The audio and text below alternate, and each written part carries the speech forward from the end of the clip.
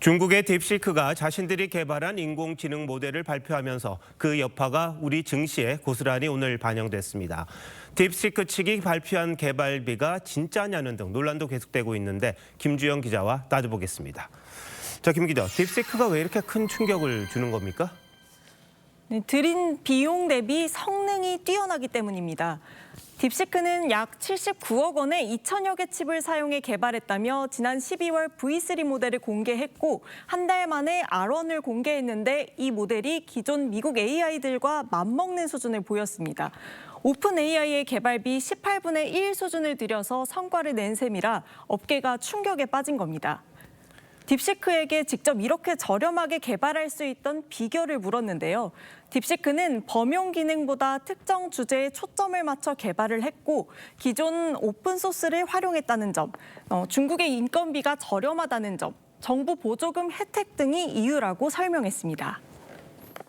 미국의 반도체 수출 규제 하에서도 이루어졌다는 점, 그동안 오픈 AI 같은 미국의 회사들도 잘 하지 못했던 방식으로 성능을 높였다는 거, 그런 게 이제 충격을 준 거고요. 근데 이 공개된 개발비가 진짜냐 이런 의혹이 제기됐죠? 네, 먼저 경쟁사인 오픈AI 측에서 데이터 도용 가능성을 주장했는데요. 딥시크는 자체적으로 데이터를 구축했다고 주장했지만 업계에서는 비슷한 모델 구조와 성능 등을 볼 때 챗GPT의 학습 데이터를 불법적으로 활용했을 가능성을 제기하고 있습니다.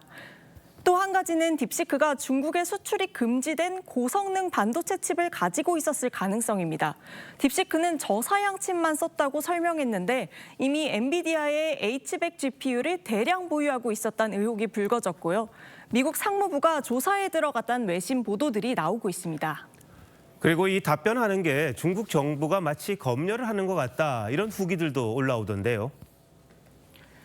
네, 영어로 시진핑 주석이나天安门 사태 등 중국 정치적으로 민감한 질문을 하면 다른 얘기를 하자고 답했고요. 대만이 어느 나라 땅이냐고 물으니까 중국 영토라는 답이 돌아왔습니다. 실제 중국의 생성형 AI 관리 방법에 따르면 사회주의 핵심 가치관에 반대되는 콘텐츠를 생성해서는 안 되고 관련 주무부처는 AI를 감독 검사할 수 있다고 되어 있습니다. 잘못 사용했다가 개인정보가 빠져나가는 것 아니냐 이런 의혹도 있던데요.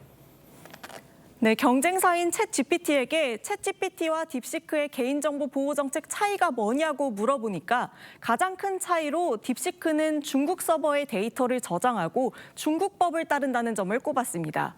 중국의 개인정보보호법에 따르면 국가안보 등의 이유로 중국 정부가 데이터를 요구하면 기업이 제공해야 될 의무가 있는데요. 이 때문에 발표 이후 글로벌 기업과 각국 정부기관들이 딥시크 사용을 금지하고 있습니다. 약관을 승인하고 들어간 상태라면 내 개인정보는 당연히 중국 서버에 가는 거고 그다음에 어떤 문제가 발생을 해도 중국 관할 법안에서 다퉈야 되는 거기 때문에 상당히 불리하죠. 네, 논란은 계속되겠습니다만 AI 패권 경쟁이 그만큼 더 치열해진다 이렇게 볼 수 있겠군요. 김 기자, 잘 들었습니다.